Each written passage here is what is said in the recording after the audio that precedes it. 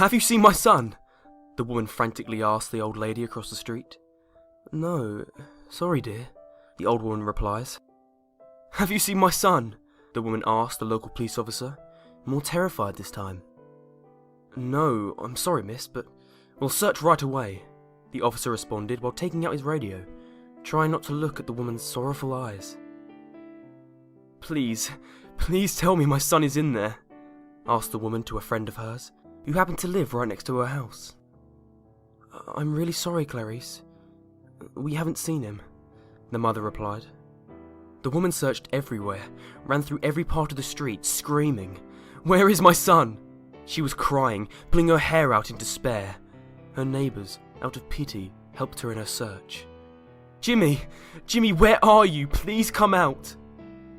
Starting that day, from 10 in the morning till 8 in the evening, the woman would leave her house, looking like trash.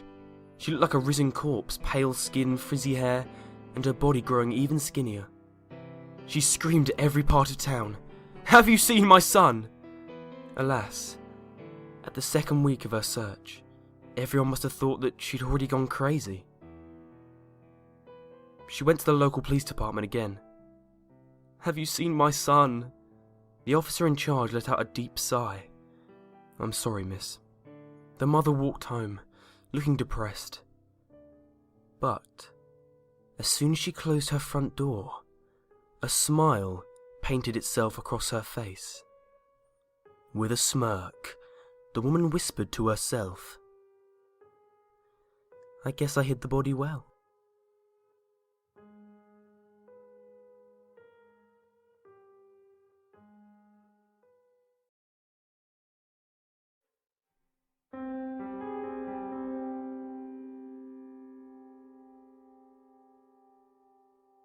You've seen her. You know you have. Try to deny it all you want. It happened. It happened a lot, actually. Never fully. Always out of the corner of your eye. Just out of sight. That's where she stays. She does not like to be seen. But she loves it when people try. You try and tell yourself it was nothing, just your mind playing tricks. She likes that too. She likes making you feel like that. You tell yourself there's nothing there, yet you can feel her. You feel her gaze. You feel her breath on the back of your neck. Your hair stands on end when she's there. Do you think that happens for no reason? It's her. It's always been her. It will always be her. She was the beginning, and she will be the end. She was the first shadow that has haunted man from the beginning. She is older than sin itself. She was here long before what you call God, and she will be around long after he is forgotten. In the meantime, she wants you. You can feel her pull. You don't know that you feel it, but something inside you drives you to know what she is. You can't deny it anymore. You know you saw something. A ghost, a demon, you don't know. But that's where you start. Suddenly, you're obsessed. You need to know. You read every book on the occult you can find. You scour the internet, reading every article you can about what lurks in the dark. Nothing seems to fit. You read about shadow people, boogeymen, and every other entity from every obscure website. Some seem like possibilities, but you know that's not what you saw. Then you find it. Her. This is it. Before you even read the article, you know this is it. You're suddenly filled with a sickening mixture of dread and desire. You click on the link, but it's just a blank page with one line of writing. The beginning ritual. Hurriedly, you Google the ritual and find the directions on how to see her. It looks like your run-of-the-mill ritual. Candles, symbols, and a bit of blood. Nothing too out of the ordinary. You get everything you need. The thought that you will finally see her fills you with anticipation. You'll know what she is. You'll know you're not crazy. You go to start the ritual, but you suddenly get the feeling that something isn't right. You feel that you're in danger. But you shrug it off After all, you're trying to see the thing that lurks in the dark. Of course you're nervous. So you proceed. You draw the symbols, say the strange words, and bring the large hunting knife to the palm of your hand, and make one long, smooth cut. The second your blood hits the floor, you feel it. The concussion, the absolute horrendous pain. You feel as though your body is being ripped to shreds and burned all at once. You try to scream, but it's useless. You've lost all control of your body. All you can do is sit there and feel the searing, blinding pain. It doesn't stop. As the days, weeks, months go on, it doesn't stop. You feel every second of it. You can't sleep. You won't pass out. There is no reprieve. You feel your mind slip away from you. Your once rational thoughts turn into demented desires to make someone else feel as you do. You need to show them how it feels. You need to show them how she makes you feel. You know she's there, even though you can't see, you know it. Then you hear her, the sweet, beautiful voice. You hear the words. They're unrecognizable, but somehow you understand. You found me. I knew you would. You'll be one of mine. Would you like that? She coos to you. Eagerly you agree. Suddenly you realize you can move again, but it feels weird. As though your body has changed shape and bends in different positions. Find me more. We need to be many. Seek out those who used to be like you. Those who want to believe in monsters. You feel her touch your face. She feels as though she could rip the skin off. You can feel the long gashes where she touched you. You can feel the blood seeping out. But you like it. Suddenly the pain she causes feels like when your mother used to hug you. You smile, but your mouth opens wider than it used to. You find this funny. You laugh. Your voice is much deeper than it was before, and the sound makes you laugh even more. You feel her close again. Go, find me more. Send them on the path. You know how. I've showed you. You feel everything slip away.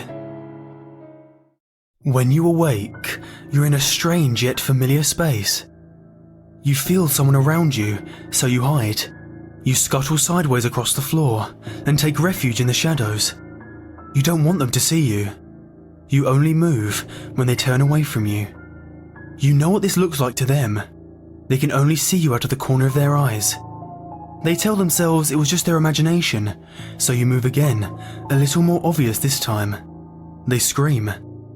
The sound excites you more than you thought possible. You want them to do it again, and the thought makes you laugh. They run out of the room. You know they heard you, and it angers you that they ran away. You were having fun. Then you hear someone else, so you go play with them too. You see her from time to time, while you follow your playthings.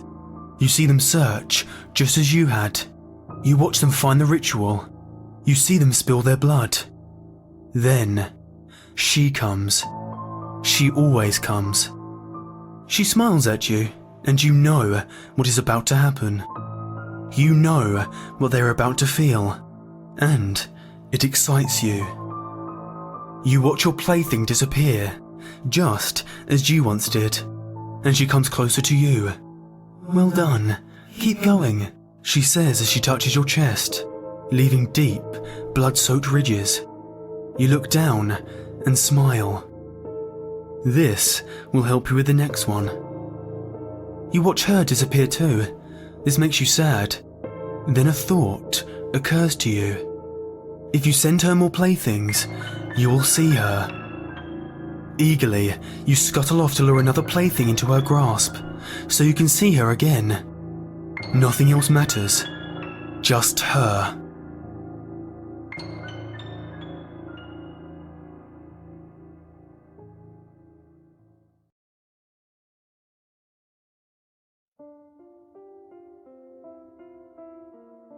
Until my mid-teens, I hadn't lived in one house for more than a year.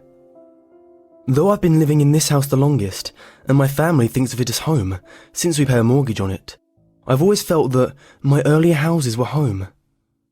The yellow house wasn't one of those.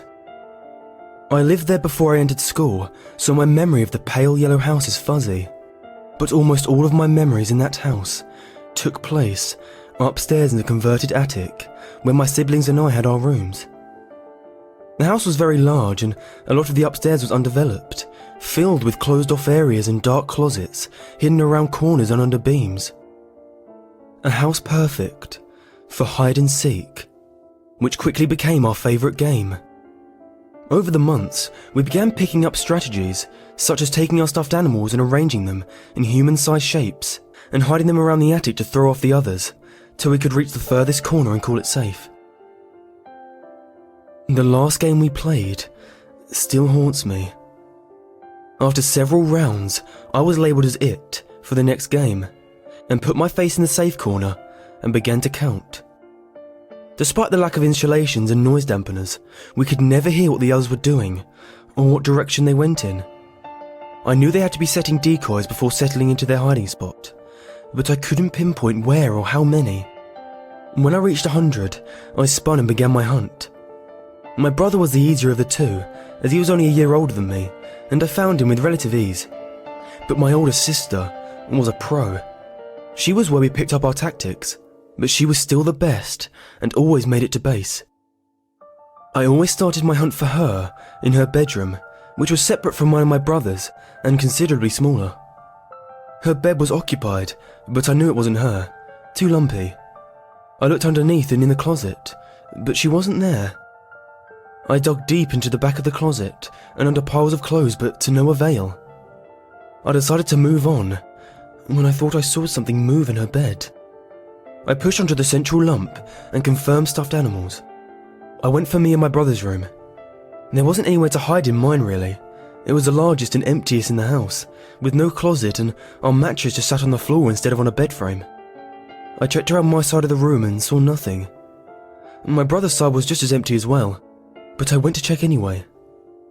His box spring was moved out at an angle, and his mattress flush against the wall. This wasn't uncommon, but I still yanked the mattress anyway. Nothing again. I headed out of the large room and began to search the closets and crawl spaces. I prided myself on how quiet I was, which was the only way I ever got close to where someone was hiding. I narrowed it down to 2 doors. I heard a call of Ollie Ollie Oxenfree. Damn it, I shouted. It wasn't uncommon for me to swear, even at a young age, and I rarely got in trouble for something as mild as damn. I began to crawl back out when I heard shuffling from behind one of the doors. My brother was stuck sitting in the safe corner once I found him, and my sister had just called safe. I knew there were rodents in the house and decided not to let one out of the closet. I finished crawling backwards out of the narrow enclosure and turned to stand up. My brother was frozen. He was shaking violently and staring up at our sister. I'd never seen his eyes so wide before, and when they flickered over to me, he seemed to be begging for help while still urging me to run. What was he so scared of? I started to walk over, and he whimpered. I stopped again when I realised how wrong the situation was. My sister wasn't wearing her jeans and t-shirt, but instead was covered in a pile of dirty clothes and stuffed animals. I almost laughed if it hadn't been for my brother's terrified face. As she turned towards me, I saw not my sister, but something terrible. Her mouth was oddly shaped. The corners dug in and didn't close all the way, and her smile was almost toothless. Those teeth that were left were yellowed and decayed. Her eyes were almost sweet, but were watering profusely. She tried to blink, but the area around her eyes just twitched. She didn't have eyelids. She was too thin and was bruised and yellow everywhere I could see. She called again. Ollie Ollie Oxenfree. She grabbed me and shoved me towards the corner where my brother sat shaking. You're still it. I couldn't speak. I grabbed onto my brother as hard as I could and realised I was crying. She waited, I couldn't blink. I didn't want to blink. And I certainly didn't want to turn my back on her. She began to frown, her eyes still watering. She narrowed them as much as she could. "You're still it," she yelled with a hoarse voice that was nothing like the sweet call she'd given before. A small glob of blood and flesh flew out of her mouth as she kept yelling over and over, "You're it! You're it! You're it!" She began to jump up and down, stomping hard against the wood flooring, and blood spraying against us from her torn throat. I could see my older sister standing there behind her, trying to gain the courage to hit the girl. She picked up one of the loose beams and raised it over her head. As she brought it down with all her strength, the girl spun and grabbed it, shoving her back. She won't play right. She hardly had a voice now, and every time she exhaled, blood would fly out, and it was starting to trickle out the corners of her mouth. She shook my sister violently, throwing the board to the other end of the room, screaming over and over that I was still it, until I finally found the courage to stand. "All right, I'll play." I was barely audible, but she heard me fine. She spun around again, laughing. I gave my sister a desperate look and began to turn into the corner. 1, 2, 3. I heard a giggle and bony feet scamper off. My siblings slowly went to hide, together this time. I knew they were in one of the closets that was just barely in my peripheral vision, and when I turned, they held it slightly open. 100, I whispered. I gulped heavily and went about my usual hunt. I gave my siblings a nod and headed for my sister's room. There was the form on the bed. This time, I couldn't be sure it wasn't the girl. I pushed against the lump, and when my hand sunk in, I thought it was fine. I checked under the blanket anyway. I turned over the clothes on the floor, and when I didn't find her there, I hesitantly opened the closet door. I couldn't see her, and I was afraid to dig into there. I did it anyway. I pawed through the clothes and shoes on the floor of the closet, and pretended that I hadn't felt a bony foot under one of the shirts. I moved some of the hanging clothes to the side, and as I released them, held onto a scarf. I moved the clothes to the other side, and saw her unblinking eyes staring at me. Shaking, I went to touch her. As I pushed my hand against her shoulder, it sunk into her flesh. I yanked my hand back and stuttered, "Found you." She smiled as wide as she could and swiftly moved past me. I shuddered as she brushed past my shoulder and turned to watch her, pulling down the scarf as I did. When she was almost out the bedroom door, I hooked it over her head, and it slid perfectly into the sunken areas of her mouth. I tied it hard as I could and started screaming for help as she struggled against me. My siblings ran over and tackled her. I grabbed another piece of clothing and kept handing them off until we had her so she could barely move. We dragged her to the smallest closet in the darkest area of the upstairs and shoved her inside, slamming the door and blocking it with several loose boards.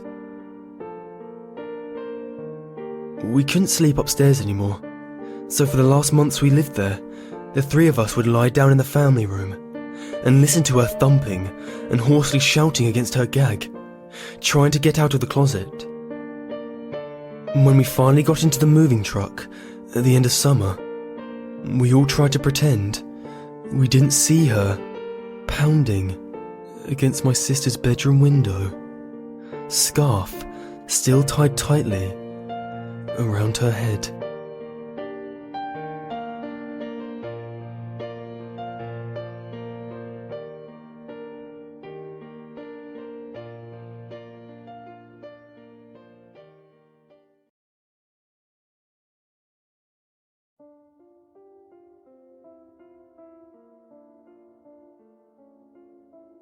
I live in a house of rules. I should explain. I moved there 3 months ago, flat number 27. The flat was a repossession. I never met the previous owner, and to date only know him by the post I receive in his name. I could make up stories of him vanishing, his screams being heard in the darkness one night. I could make exaggerated claims about all of this. But this is not a work of fiction, nor is it written to entertain. I'd just gotten a new job, a promotion I'd waited years for. This was meant to be the next step to greater things, but I needed to move quickly to save on the long drive every day. When I found this place, I was overjoyed. It was well located, within my price range, and apart from being extremely run down and dirty, had so much potential. It's a duplex apartment with a guest room and a spare bathroom on the ground floor, and a dressing room and several storage rooms on the top floor. The purchase was a complicated one, due in part to poor record keeping and the loss of deeds and plans to the house. What should have taken a month from start to finish took 4 times that long. Because of the length of time, I took several viewings and each time was amazed by windows and cupboards that I could not recall from my previous visits. Rooms seemed bigger and lighter, more inviting. Even the estate agent was baffled that her property listing documents were constantly wrong. The neighbours in the block of flats are a strange lot. They don't talk, they keep to routines you can set a clock by. When I first moved in, I tried to invite them to a housewarming. So desperate was I to meet new people. Not one of them came. They get in at the same time every day and never leave the house. I never hear them moving around at night. One of them, a nervous man from upstairs who constantly fidgets and glances around, apologised afterwards. He explained his lack of attendance was simply that he wasn't allowed to. At the time, I presumed he meant his wife, but now I'm not so certain. As he was the only one I'd gotten to know since the move, I did my best to become friendly, and even felt like I was making headway. Then I made the mistake of asking about the previous owner, to which he made an awkward and short response before making his excuses. I have not seen or heard from him since. The rules, as I came to understand them, became apparent over time. The first was sleeping only in my bedroom. I only slept once in the lounge on purpose, dozing on the sofa, until I woke up with my arm trapped between the sofa and the wall. A wall that was several feet away from the sofa when I closed my eyes a few hours earlier. I was overcome with a feeling, a very familiar feeling, that I was somewhere I shouldn't be. This feeling wouldn't leave me until I hurriedly stumbled up to my bed, where I only felt truly safe when I hid under the blankets like a scared child. I only fell asleep once more in the lounge after that, by accident. I was woken once again with a feeling that I should leave, that it would be unsafe to stay, and that I should not be there. This time, however, a sweater I'd left across the room on a radiator was tied around my neck and pulled tightly enough to leave a striking mark on my throat. The rule of sleeping only in my bedroom stands alongside others, countless others. I learned that I should clean up my dishes immediately when I stepped out of the kitchen after depositing my plate and sat down on a safety pin that was jutting out of the back of the sofa.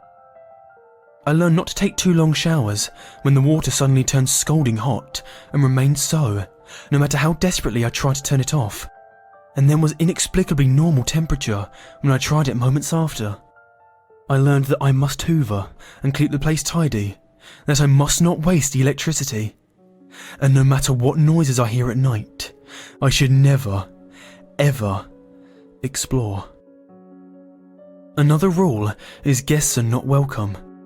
The last time I had a guest, it was a friend who invited himself, despite my concerns that I could not air down for the weekend by making arguments to come and see me, until I relented. How could I not? I spent the entire time terrified for their safety, and pretty much drove them away with my strange behaviour accordingly. But there were no events. Such things made me bold, and I began to relax. I stayed awake until late, played music at night, and did whatever I wanted, even going so far as to feeling like I had triumphed as the house remained meekly quiet. It was almost immediately after they left that I first noticed the headache and the nausea, which got worse and worse as the gas leak continued. I only just made it out before I succumbed. I have so many things I could tell you, example after example. I don't know where to begin. I need you to look past your skepticism and see that this is real, that this is more than coincidence, that this is more than just child's play haunting. I am not being haunted. I'm being ruled. The rules are only a part of it. They're the part I play. The rest is done without me, and not only that, but done around me. The walls shift, doors open some days but won't the next. The number of windows in my bedroom increased one by one over consecutive nights, and then there was only one again. There is a cupboard at the top of my stairs that changes in size quite regularly. One of the most terrifying experiences of my life was when I opened it and saw it went back several meters more than I remembered. When I walked in, somehow the door shut behind me, and I groped in the dark, silently reaching out for a wall I knew must be there, yet my fingers touched only air. I do not know how long I fumbled in the dark, but it was only as my panic attack rose that my shaking fingers found the wooden door. Have you ever woken up in a room with a chair sitting at the end of your bed? A chair that came from the dining room. The dining room that is down a flight of stairs and along a hallway. Have you ever walked into a room and seen a storage cupboard that was not there before? Have you ever observed more stairs on a staircase as you go down them than there was when you went up? Have you ever entered a room looking for something and then gave up and left, and then realised an hour and a half had passed? I have lived all these things, and were I a better, more scientific man, I would have kept a running log of all of it. I would have found proof I needed to show the world I'm not crazy, that this is real, that it's a living nightmare. 5 hours have passed since I sat down to write this, and when once I'd hoped to prepare some lunch and hope there were no drawing pins in my bread, like last week when I realised I hadn't hoovered. Instead, it is getting dark. I now live a life of routine, just like my neighbours. I just turned off the music. No loud noises after dark is one of the rules. It is the one I hate the most because it makes me feel so alone. Lights left on in rooms that are empty, or too many in one room, are prone to fusing, or even shattering without warning. So I currently only have the glare of the screen, the television, and a lamp. Soon I shall be going to bed. The doors that shut behind me as I head up to bed lock behind me, and I'll wake up in a room with windows wherever they please, and doors that may or may not open to cupboards that can be as small or as big as each variation allows. The television in the room I'm in has a satellite connection, and with it countless channels. Right now, all are a fuzz of static, except for National Geographic, so I'm forced to listen to a documentary on carnivorous plants as I type. I try not to dwell on the exhaustion of a beetle on the screen as it tries in vain to escape from the prison that will soon digest it. The remote doesn't appear to work. It took my pulling the plug from the socket to turn it off just a moment ago, and even that I loathed to do so, for the fear that it might stay on never left me, and I knew that if those images continued when the plug was removed, I would have screamed myself into madness. I could push the neighbours to talk more. I could rebel against the rules. I could start a fire and torch the whole building. But truly, I just want to get by. I get the feeling that up until now, I've simply been coached, like a dog, to do what is required of me. I feel like the punishments could get a lot worse. The occasional demonstration of strength, the enforcement of the rules, and the occasional mild punishment when I transgress.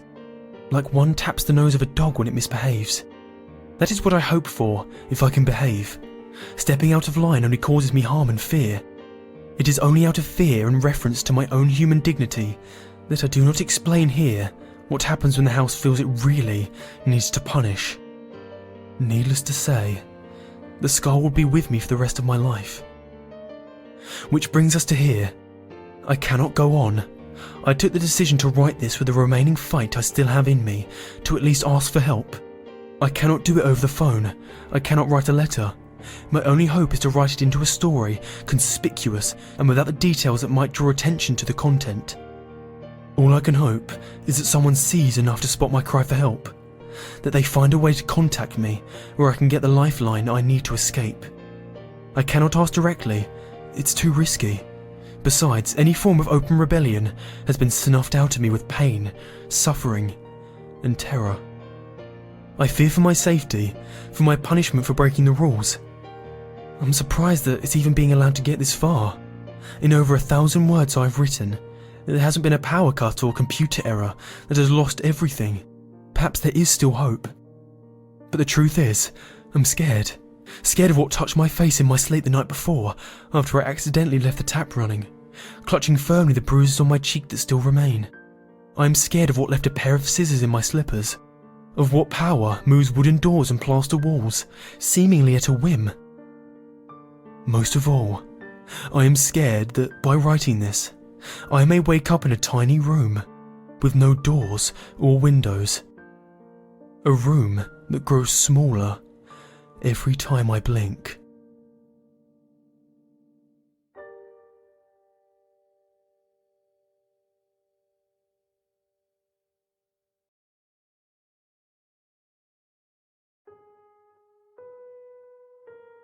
Every damn night, this thing sits over my bed.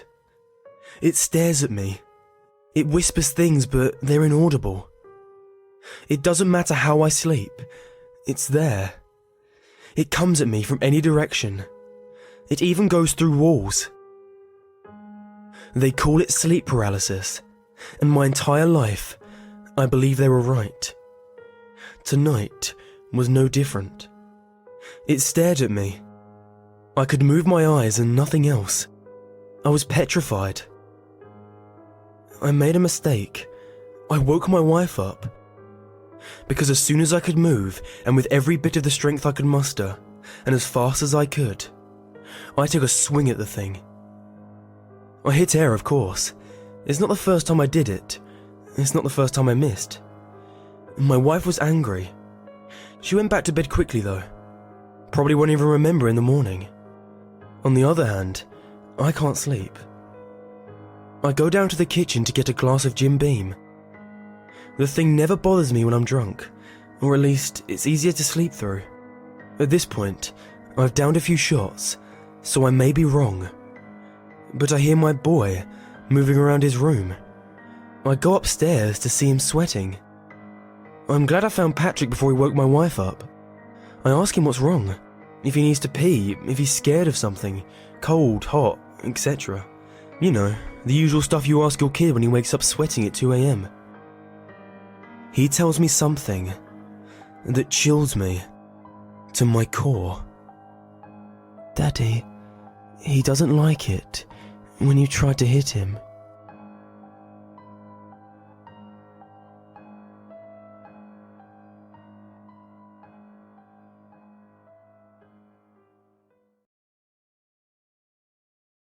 I've been lying down for hours now. It's 5:35 AM and there's not much I can do. You know what the worst part about my situation is? I'm in the same room with my parents.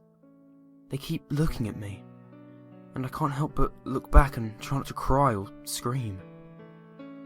Their eyes are focused on me, and their mouths are wide open. There's a strong scent of blood, and I feel paralysed with fear. Here's the thing. The second I make any hint that I'm not asleep anymore, I'm completely fucked. I will die and there's no one around to save me. I've been trying to think of a way out, but the only idea I have is to rush for the door and run outside the front door and scream for help, hoping the neighbours will hear me. It's risky, but if I stay here, I'll surely die. He's waiting for me to wake up and to see his masterpiece. You're probably wondering what's going on. I get ahead of myself sometimes. About 3 hours ago, I heard screaming from the other side of the house. I got up, went to check on what the noise was, realising I had to use the restroom. Instead of doing the smart thing and investigating, I used the bathroom first. I could have gotten myself killed right then for my stupid actions, but I actually did my business and took a peek outside the bathroom.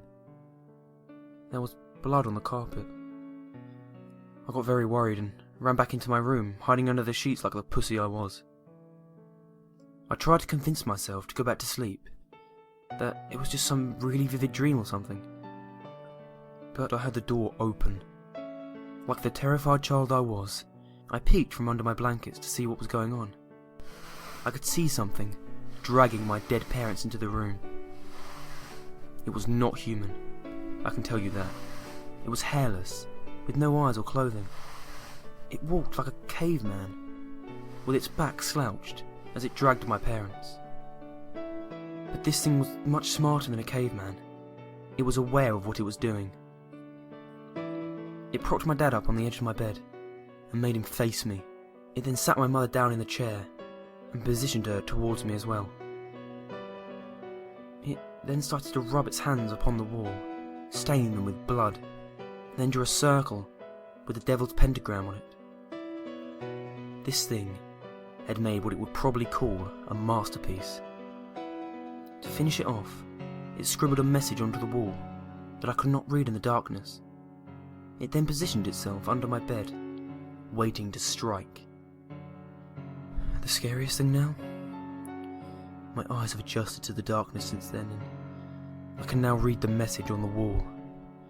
I don't want to look at it, because it's terrifying to think about. But I feel I need to see, before I'm killed. I peek at the creature's masterpiece. I know you're awake.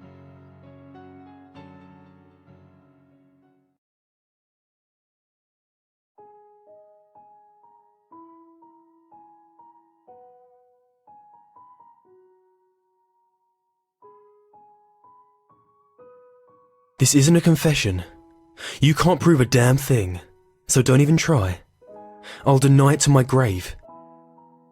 I'm on my third drink for the evening anyways. You can't trust the word of a drunken man. That's when I start to feel anything these days. The third drink. Sometimes it takes 4, but usually 3 will do. It's the same cycle every night for weeks now. I drink, then I start to feel. Then the fear comes over me. Then I drink some more until I pass out. Wake up, slog through the day, keep my head down, keep my chin up, don't draw anyone's attention, go home and repeat. One night a few weeks back, and there was a man at my door. I answered it, wondering what in the devil he was doing there at that time of night. I lived at the end of my street, and there's no one around for quite a ways, and even the evangelicals that comb the neighbourhood rarely make it all the way out to my house. "Help me," he gasped, his blood-flecked lips quivering in the rain.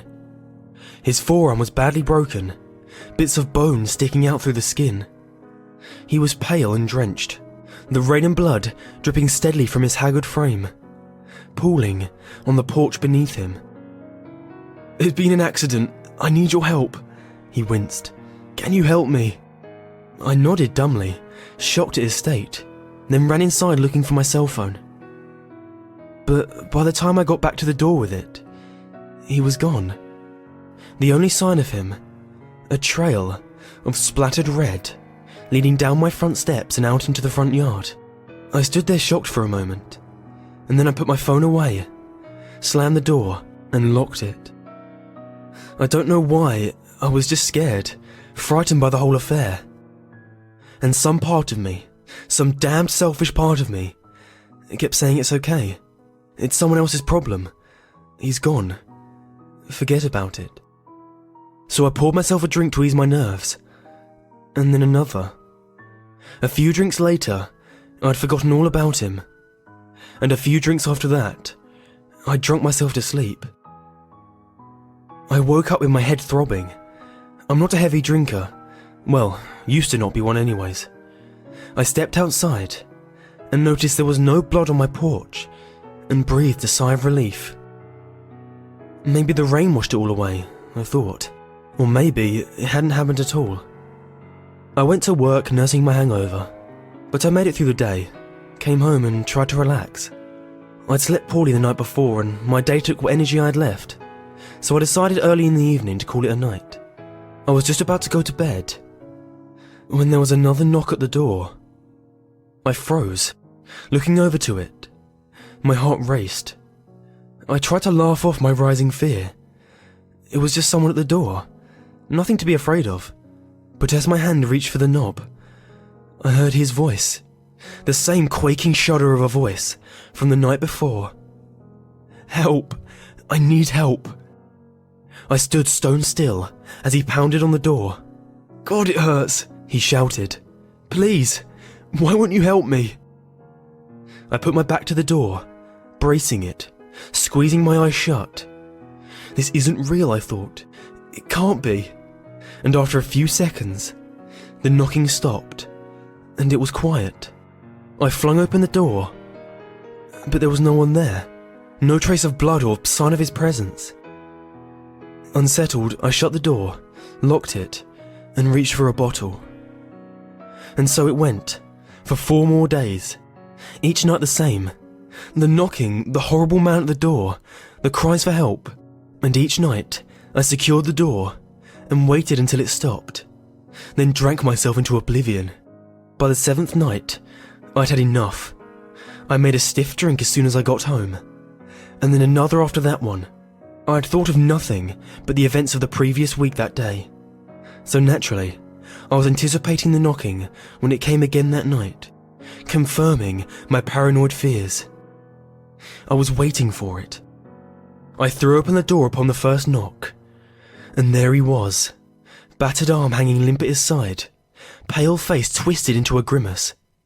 But before he could say anything, I levelled my shotgun at his face and pulled the trigger. His head popped like a blister, and I fired a second time, blowing his arm clean off and leaving a hole in his torso. Covered in his wet viscera, I shut the door. I want to say I was in a trance, that I was on autopilot and out of my head, but that's not true. I knew exactly what I was doing. I was trying to make a point to myself. See, I'm a level-headed man. I don't believe in ghosts or the supernatural or anything like that. We live in a rational world, and I damn well wasn't going to sit back and let my head play tricks on me without fighting back. And they say blood is hard to wash off, but it's not true. His blood washed right off of me. 1 shower later, I was as good as new. So when I finished cleaning up and calming down and went back to the front door, I likewise expected there to be nothing there, as there had been no trace of him left from the previous nights. I couldn't believe it when I opened the door, and his remains slumped inside like a sack full of meat. I reached down and poked the corpse. It was solid. The porch was covered in blood and gore. Once more I panicked, and this time I did go into a sort of trance. The hours passed in a blur as I dragged the body around the back of the house, dug out a shallow grave, cleaned off the porch as best I could, and took another shower. And then I made another drink. Tomorrow, the knocking would come again, I was sure. I hadn't just killed a man and buried him in my backyard. When I got home the next evening, I sat and waited anxiously. Any moment, the knock would come. The man would again be at my door, waiting for me, asking for help. Maybe tonight I'd laugh, invite him in, ask him if he wanted a drink, I thought, sipping my own drink nervously. The minutes stretched out, and it felt like I'd waited an eternity, when it finally came. The knocking. I breathed a sigh of relief as I rushed to the door. But it wasn't the man from the previous nights. It was the police. A car had gone off the road the night before. They wanted to know if I'd seen anyone. Maybe it was my drunken state that allowed me to lie so convincingly. But after telling them, I knew nothing of it. They bid me a good evening and left. My pulse pounded in my head. This couldn't be happening, I thought. It wasn't real. The thoughts piled on, one by one, and all I could do to quell them was keep drinking until I lost consciousness. I called in sick the next day. I checked my backyard, and sure enough, the grave I dug was still there, still fresh. I dug him up, burned the body until it was ash. When I was done, I went back inside the house and numbly sat down. And since then, I can't feel anything. Not until I drink. Usually 3, sometimes 4. And it's only then that I start to feel it. The fear. See, I'm not afraid of ghosts. I don't believe in them. I've never believed in them. Probably in part because I was raised by my heavily superstitious mother. She made her living as a psychic, telling fortunes. She claimed that she had the sight, that she could see a person's fate before it happened, and she had a steady stream of gullible clients that kept a roof over our heads and food on our table. So I didn't make a big deal out of it. But like any kid, I rebelled against her and her beliefs. And when I left home, I found plenty of support for that rebellion. Psychics aren't real, right? No one can see the future, right? Because now I'm afraid my mother wasn't faking it, that she really could see the fate of all those who came to her. And I'm afraid, I'm so terribly damn afraid, that now I can see it too.